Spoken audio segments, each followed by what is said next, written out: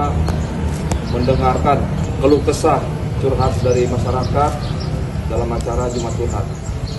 Mudah-mudahan nanti pada saat di Jumat Curhat tersebut kami bisa belanja masalah apa yang dikeluhkan oleh masyarakat terkait dengan tugas kami dalam melayani masyarakat dalam hal Sarkamtibmas.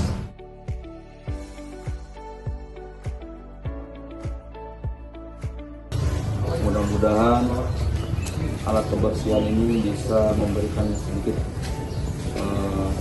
bantuan kepada pengurus masjid dan bisa membantu. Mudah-mudahan masjidnya ini dijaga dengan bersih ya Pak ya. Kami dari Polres PD ingin masjid ini betul-betul terjaga kebersihannya.